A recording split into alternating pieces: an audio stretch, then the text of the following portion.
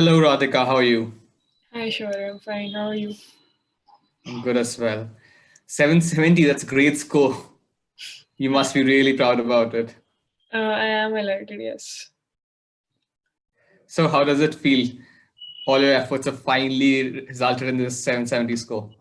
Obviously, it feels great. I mean, the main purpose of the giving the exam right now was to make the most of the time we had because of the lockdown, and that actually feels pretty successful. So I'm happy about the event at least. So, what motivated you to give the GMAT? Honestly, the main reason, as I mentioned, was that I had a lot of time on hand, and I was planning to apply to ISB's YLP program next year. And since next year I'll be in the third year, and I'll have a lot of balls to handle there as well because I have to set for my placements and prepare. So that is why I thought that it would be a good idea to give the exams right now because like opting for the GMAT right now actually gave me a very fixed focus and direction, and like helped me to stay in the work, maintain the work ethic and not get so. Main reason was honestly that I wanted to make the best use of it and get it done while I could, because after college started and physical classes began, it would have been very difficult. So, I understand that you're still studying, you're still in college. Can you Yes. just give us a brief intro? Sure. I am a finance major currently pursuing BBA Financial Investment Analysis from Shaheed Sukhdev College of Business Studies, that university. Mm-hmm. Uh, yeah, so I'm currently in my second year. And like I mentioned, I was planning to apply to colleges next year. And in order to make the best use of the time that I had right now, and also to free up the better part of the next year for better activities and build more on my profile, is why I decided to give the GMAT right now.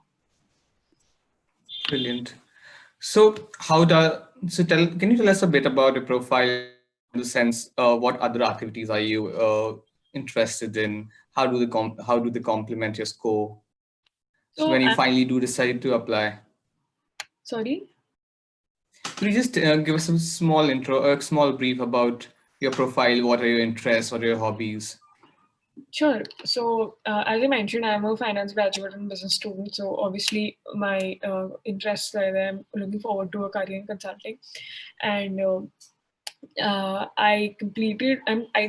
am from West Bengal, India, and I completed my education from DPS Archipuram.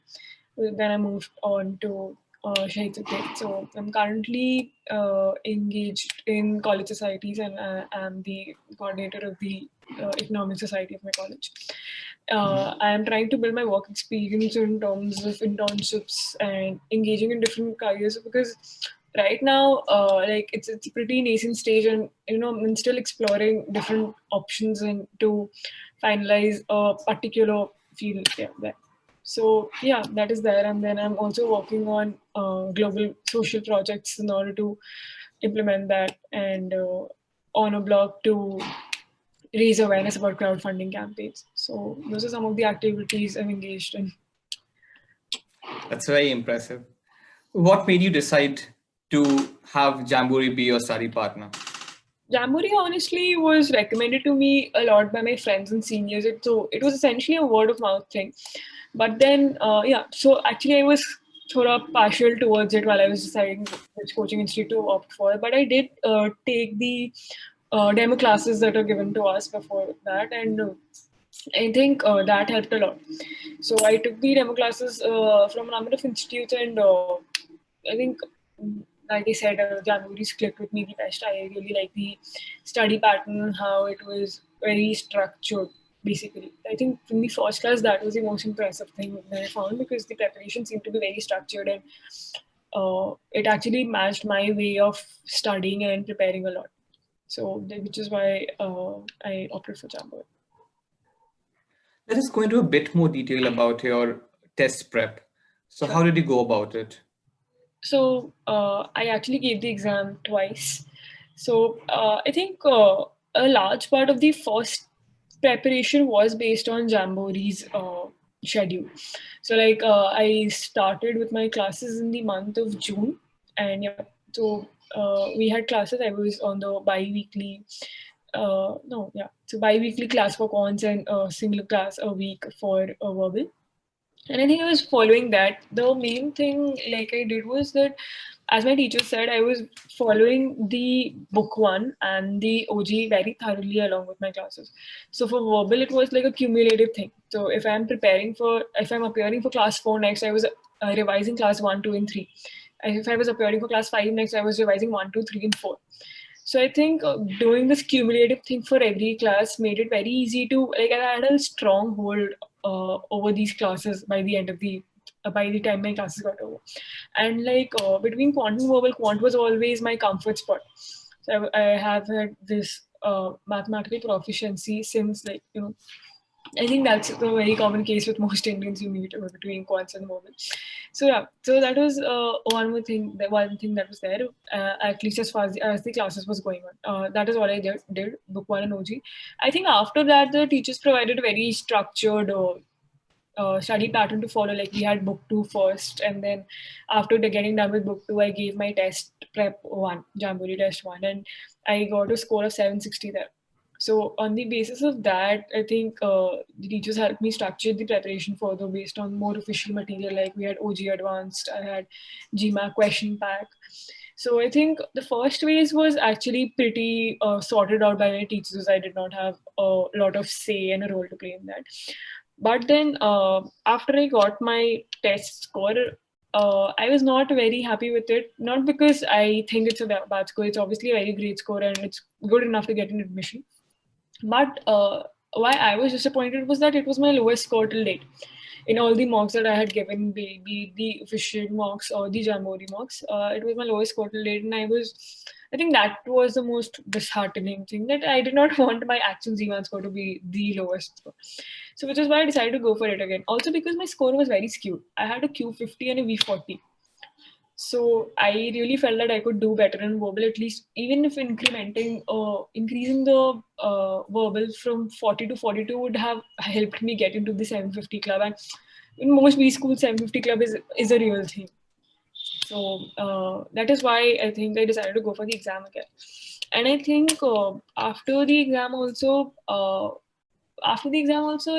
lot of, I mean, a lot of people told me that there was no need to give the exam again, and I think, but I was somewhere not satisfied with it, and I was very determined that I want to do it again.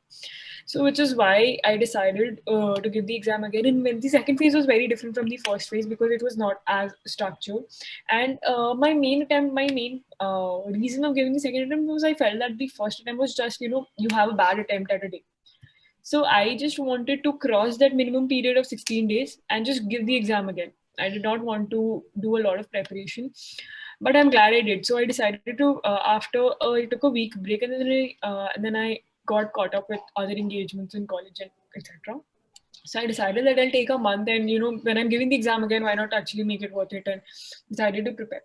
So quant was already my stronghold, and I did not need a lot of work there, and I decided to focus completely on verbal.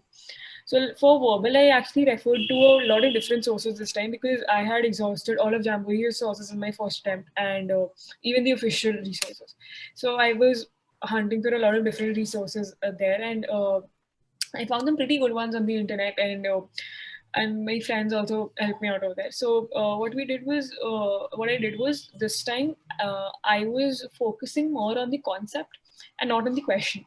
So my approach to studying verbal completely changed from my first attempt to the second attempt. In the first attempt, it was always about getting the answer right. If you're getting the answer, you probably know it all. But that is really not the case with verbal because you can actually be guessing and getting things right. And so what I did was in the second attempt, I made sure that in sentence correction, I was not eliminating options on the basis of acha nahi lag raha. This is a very common word that when you have to decide between two options, yeah, ye to acha nahi lag raha, we can just. So I think that was one big thing that I did, and that made a hell lot of a difference because the thing with GMAT is there has to be a reason why. And understanding that reason why is what will help you to ace the real exam because you're not going to get the same question in the exam. What will you do getting the right answer? So I think that is one thing that drastically changed in my approach from the first attempt to the second attempt. I completely stopped eliminating options on the basis of acha nahi lag raha. Even on the even on the final exam, I remember there was one question, and I was stuck between two options. And I think I was getting this constant feeling that this is not good, this is not that same acha nahi lag raha wala cheez. But then I was like that I have structured myself to find the reason to eliminate the option. So I actually did that. I think it made a lot of a difference. I think for sentence correction, it also helps, translating things to Hindi. I read it in a review somewhere. So there was this thing that when you are doing sentence correction, when you just have to perceive the sentence like you're going to explain it to a friend. So completely exactly translate the sentence into Hindi if Hindi is your comfort language. I just mean just translate it into your comfort language, and try explaining it to a friend. If your friend can perceive it in more than one ways, it's not the correct answer. So if you can exactly convert it, I think that really helps a lot. So I think that was one thing with sentence correction, which actually helped me improve a lot. My weak spot was reading comprehension. I used to get completely unnerved when I read a comprehension and I didn't get it. And the real panic struck in when when you read a comprehension and you don't get it, and then you go on to mark the answers. So obviously, when you have not understood the passage, there is no way on earth you can mark the right answers. So I think I have a good reading speed that way, so I had an advantage that I could afford to read the passage twice, thrice if I needed it, and still be on good time. So I think earlier I was not leveraging my speed enough. Like I used to read a passage and then I used to think that if I give it the time to read it again, I'll probably miss out on the better part of the paper. So I decided to overcome that fear, and I decided to start reading RCs twice. So that is one thing that until and unless you do not get the flow of the RC, you cannot actually go there. So that was one thing. And with RC, what happens is you read the question. Like with me, the thing was that I used to read the passage and then I used to go and mark the questions. And while I was marking the question, I did not reread the part of the passage that was relevant to the question. So that was one blunder I made. That is like, never do that.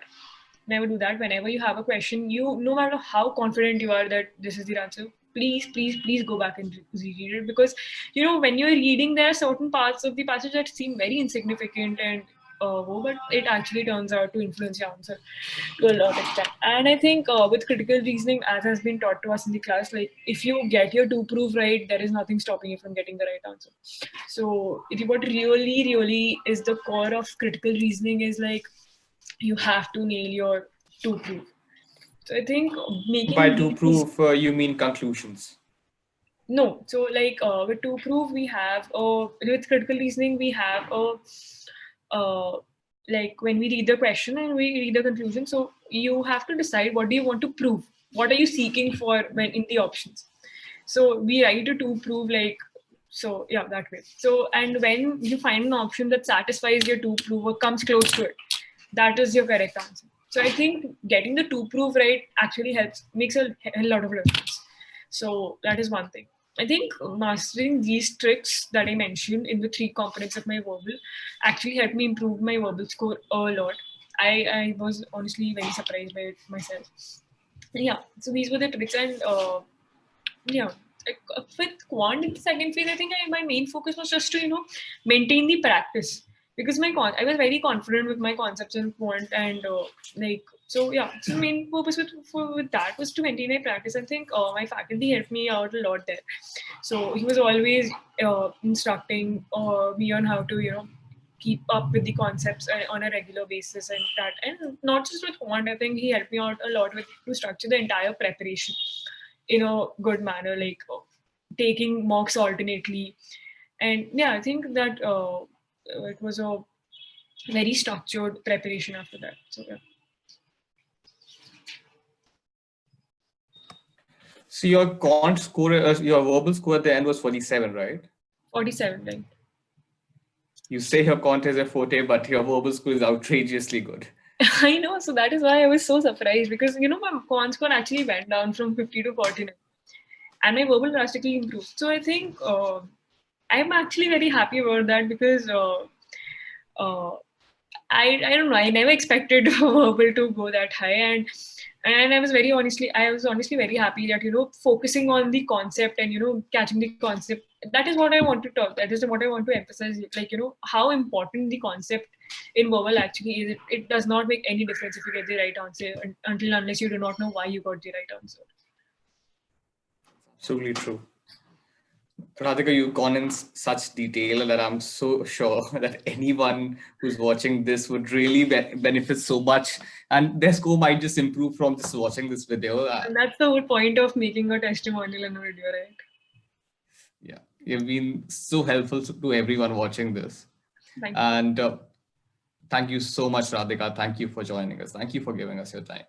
Thank you. No issues. And best of luck ahead. I'm sure the score with your general profile, which is equally exceptional, is going to take you to very high places. Thank you so much. Thank you.